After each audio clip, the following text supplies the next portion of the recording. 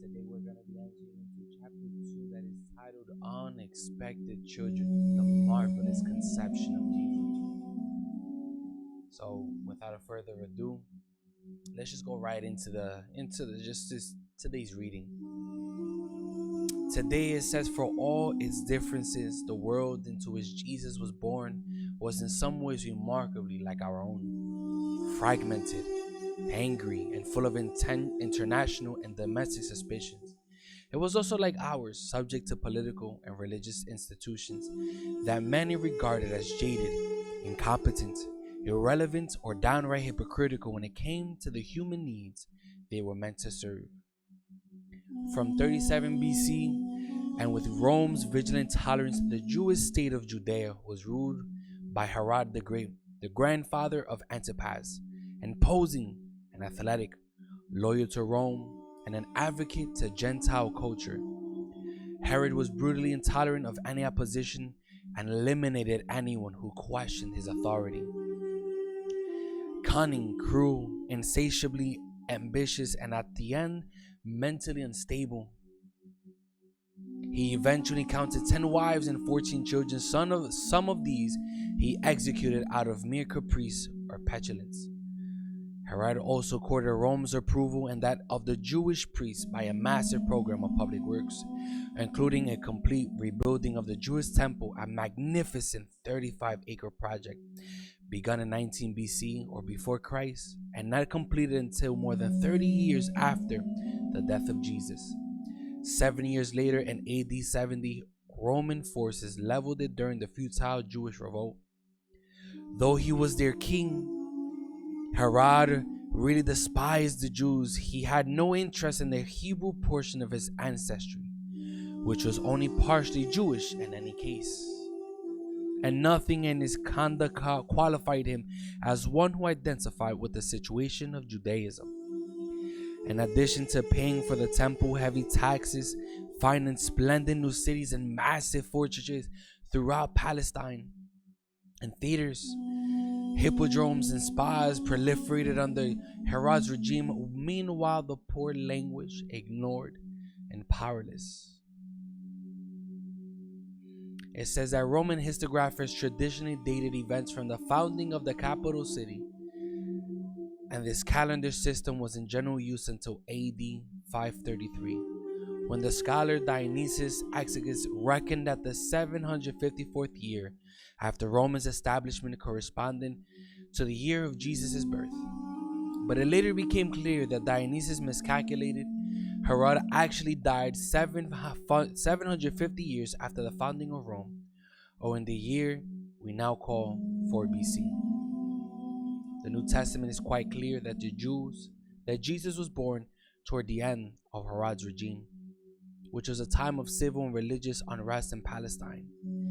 And about the year 7 or 6 BC, then a young woman of 12 or 13 conceived a son. And it says that her Hebrew name was Miriam or Mara, Maria in Greek and Latin, Mary in English. She lived in Nazareth, where she was engaged to a man whose name was Joseph or Joseph. Understand that engaged can be misleading, a word in its case, for in Judaism at that time it meant married. The Jewish engagement or betrothal ceremony arranged by the couple's parents usually took place when a girl was 12, but it often occurred earlier. Most husbands were a year or 2 years older than the bride. At that time, a contract was signed before witnesses, signifying that a true marriage had taken place and that a man had legally acquired a woman as his property. Thus began the process of the legal conveyance of a girl from her father's jurisdiction to her husband's, a formality that lasted a year. Although the couple continued during that year to live apart with their own parents, the new husband had virtually complete rights over his wife. Should the man die, she will be considered his widow. She could be rejected by him through a right of divorce, and if unfaithful, she could be executed by adultery. One of the many elements in Jewish life that varied according to the geography was the issue of sexual relations after the betrothal. See, just understand that in this particular portion, we're giving a fundamental background of the Jewish culture and the beginning of the life of Mary and Joseph and how Christ came into manifestation. And it says that in certain parts of Judea, a betrothed couple could consummate the relationship during this year, but in Galilee, the virginity of the bride was customarily preserved until her formal entry into her husband's home. A year after the betrothal, another ceremony was held for the typical Jewish couple, after which the girl was fully transferred from the father's power to her husband's. The groom then took the bride home, and he assumed all financial and legal support for her. In return for support, a Jewish wife became completely servile. She was expected to obey without question and to address her husband as Rab or master. She was also required to fulfill all household duties, to submit to her husband's every whim, the man to bear, and nurse his children, to turn over to him anything she found, to bathe him, to tolerate whatever concubines he might like, to have cohabiting with them. She had no right to her own possessions, and she could not initiate a divorce unless her husband demanded something that caused public humiliation. It says that within the social structure stood the young couple of whose history we know almost nothing. But Jesus' followers wanted to know more of his origins. Without anything like our modern interest in a carefully produced scientific biography, they came instead to know him through religious reflection and through, as they believed, his continuing presence among them. The meaning of Jesus could be discovered even in the absence of documents, and some of that meaning is given by the strange, haunting, and complex story of the conception and birth of Jesus of Nazareth. The Gospels attributed to Matthew and Luke tell their stories of the origins of Jesus in highly reflective, carefully composed imitation of other traditions, some biblical, some not. And Matthew, the beginning of Jesus, is modeled on the religious traditions about the birth of Moses and the history of Israel. And Luke, the history of Jesus, conforms to that of the teacher John the Baptist, of whom Jesus later became a disciple. In a detailed, meticulously crafted genealogy, Matthew traces the ancestry of Jesus the Messiah, the son of David, by beginning with the father of the Jewish people, Abraham, and then constructing three groups of 14 names each, probably because 14 is the sum of the numerical value of the three letters in the name David in Hebrew, until Matthew comes to Joseph. As we shall see, Matthew apparently does not believe that Joseph was the biological father of Jesus, but this genealogy enables him to establish that Joseph was the legal and therefore proper father of Jesus. But Luke, on the other hand, takes a somewhat different ancestral route from the point of King David backward, finally editing his list so that he arrives at Adam, the Son of God. And this list he places, not coincidentally, immediately after the concluding revelation at the baptism of Jesus: "You are my son, the beloved, For Luke then, Jesus' kinship is thus not only with the chosen people, but with the entire human race, with all of God's sons. The two genealogies present serious problems only if we require them to be like the modern historical documents.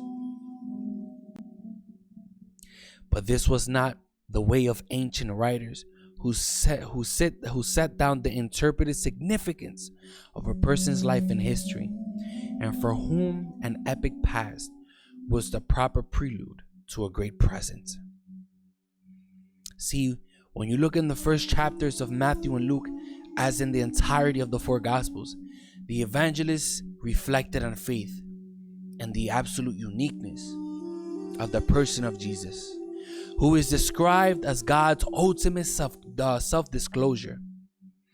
In him, according to the narratives of the infancy, God has forever entered and embraced the world. In this regard, Christian faith rooted in God's action in history does not, in fact, worship at the altar. Not the altar of the past, nor is faith dependent on this or that historical event. On the contrary, faith is always looking to what God is doing in the present. Sometimes when we look at our lives, we get so caught up in the past. We get caught up in the past glories. We get caught up in the past victories. We get caught up in the past failures. And sometimes we believe that our faith comes from our past failures and just to see how he was brought on. It's not just about the past.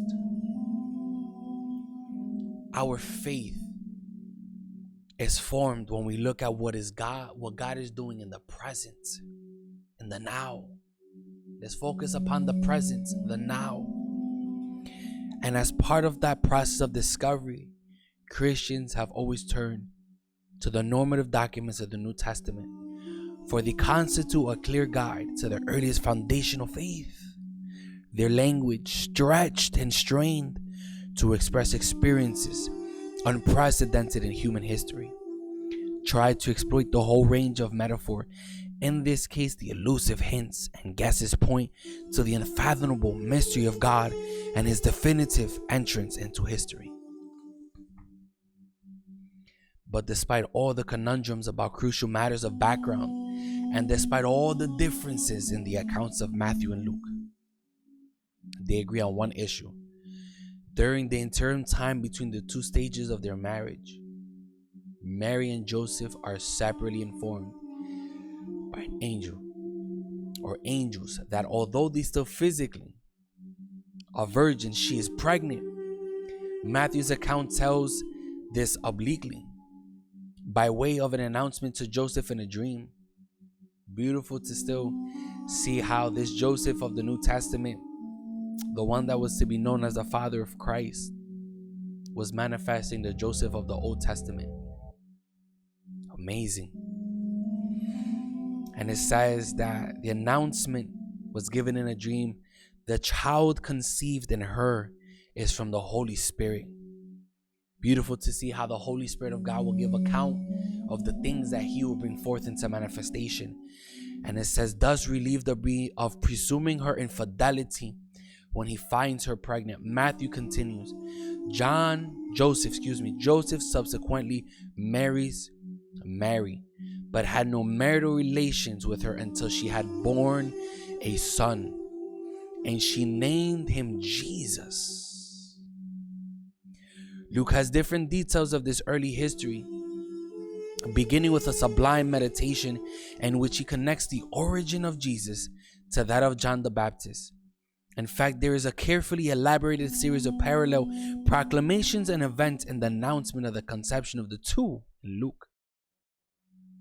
The angel Gabriel, he writes, visits John's father, an elderly member of the priestly class named Zechariah. Gabriel proclaims that the priest and his wife will have a child, but the Zechariah doubts because of his wife's sterility and the couple's advanced age, temporarily struck mute until the promised child is born. Zacharias soon learns that his wife Elizabeth is indeed pregnant with this unexpected child, who grows up to be John the Baptist. Just to comment for a few moments, it's almost mind-boggling how in the first chapter it was titled The Music of Silence, and to see that the conception of John caused a moment of silence for 9 months. Beautiful. A sophisticated writer that he is, Luke constructs the two accounts of John and Jesus in terms of the Old Testament birth of Ishmael, son of Abraham and Sarah, and of Isaac, brother of Ishmael, and of Samson. What faith claims of John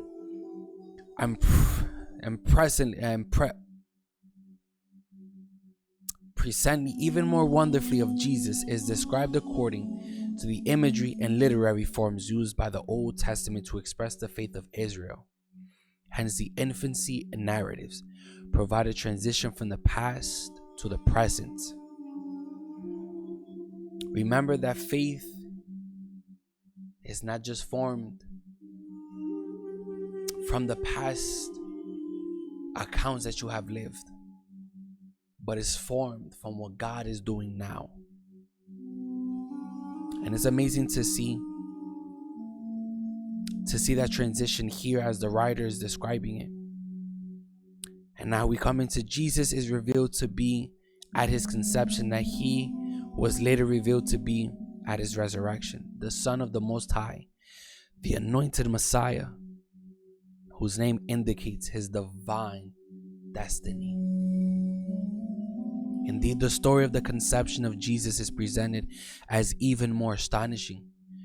You will conceive in your womb, the angel Gabriel tells Mary, and bear a son, and you will name him Yeshua. How can this be? Counters Mary, since I am still a virgin. The answer is immediate. The Holy Spirit will come upon you, and the power of the Most High will overshadow you. Mary replies humbly that she is the Lord's servant, ready to accept his word.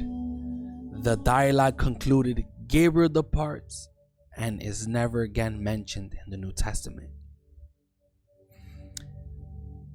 The infancy narratives are notable too for the presence of angels, a nameless creature in Matthew, but specified as Gabriel in Luke. Like other spiritual beings in the Hebrew and Christian scriptures, Gabriel, who speaks in the tone of Roman herald, is the dramatic representation of divine activity, a sign of God's personalized presence among his people.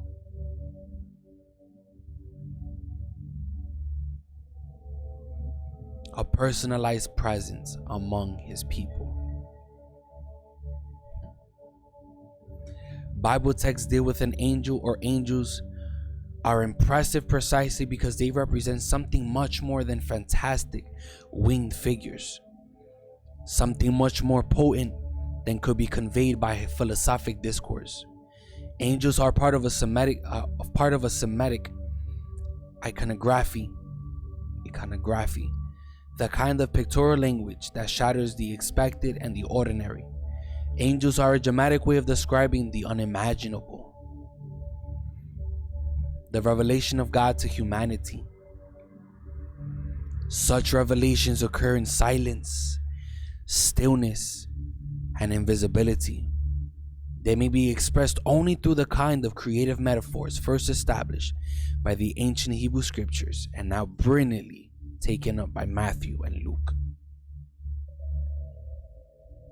In this regard, the current obsession with angels may be one of the surest signs of the decadence of authentic religion, especially in American life.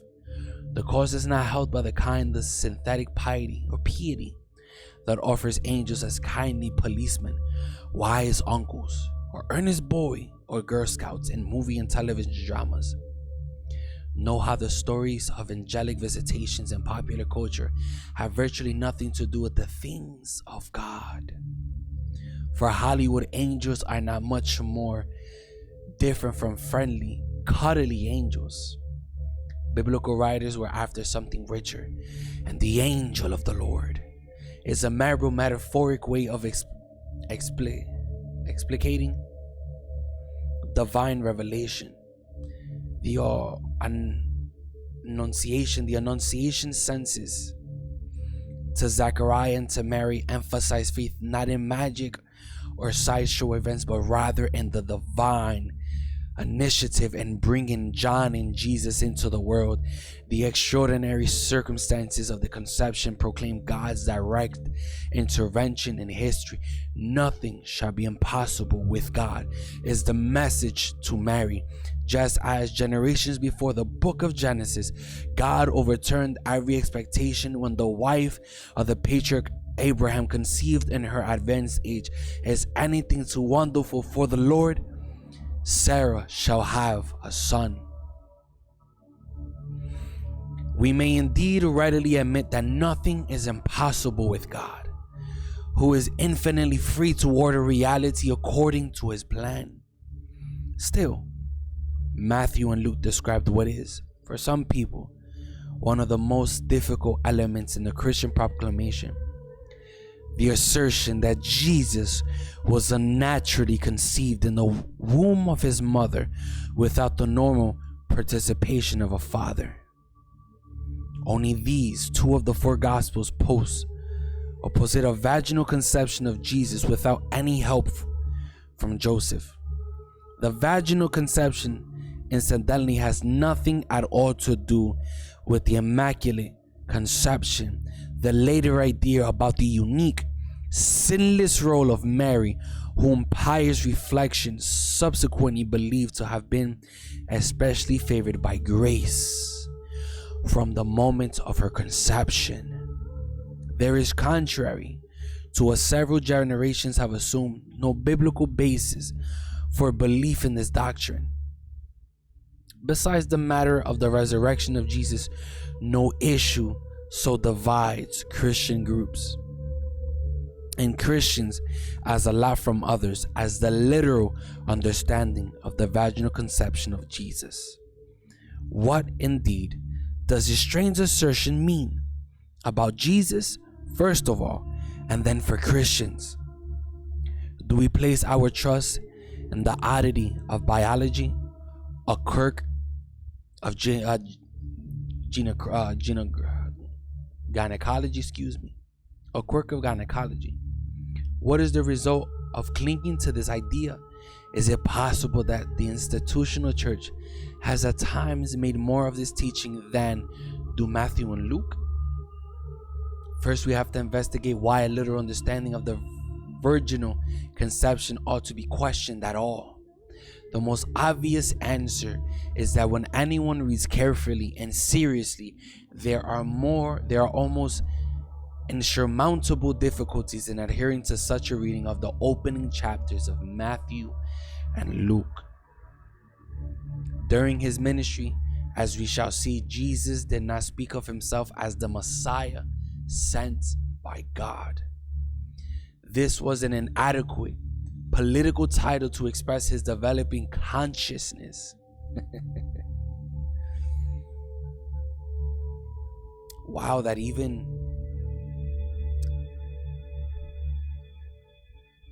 just to see that from our mere human language, without really realizing it, we're diminishing the true essence of who he is. Remember, Christ did not speak of himself as the Messiah sent by God. It even brings me down to an account, I believe it was Peter. I believe that even, I don't know whether if it was the fact that Christ had asked Peter, "Who do you believe I am?" And I believe that Peter's answer was, "You are the Son of God." And Christ's response was, "It was not flesh nor blood, but the Spirit of God. It was my Father that has brought that out from a hidden mystery."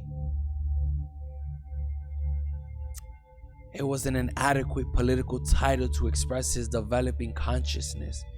Neither did he call himself the Son of God, for that too could be misunderstood by his hearers. I don't know if we can see how, and I want to say for those of us that and even when you have the opportunity, as you are researching and as you are seeking out the life of Christ according to the scriptures that we read, watch the way that he speaks and the way that he addresses himself. Watch how his questions are, who do the people say that I am? Understand that Christ, he had no reason to express who he is by his mere word, but truly from his own essence, from his character, from the way that he carried himself. That alone gave testimony of who he is. This does not mean that in the light of his resurrection and the developed post-Easter faith of Christians, Jesus was not finally understood to be God's anointed and God's Son in an unprecedented way in the core and center of his being. But Jesus did not, it seems, make any such claim of messiahship or divine sonship during his lifetime. He had to grapple with the limitations of his language, probably Aramaic, as well as with his own growing understanding of who he was and what the nature of his relationship to God was. If Christians deny these limitations as starting points, they deny a basic confession of their faith that Jesus was a fully human being, tested as we are, yet without sin. His existence as God's ultimate manifestation, and history does not cancel his humanity. My beloved, I would like to stop here and let this last sentence truly resonate within your mind and within your soul. Understand that his existence as God's ultimate manifestation in history does not cancel his humanity. My brother, my name is Lewis. Blessings to you. We come live from God's Restoration Center located at 45 East Madison Avenue with our beloved pastors, Pastors Ruben and Elizabeth Rodriguez. We hope to see you next time on another chat of the unexpected children, the marvelous conception of Jesus. Blessings.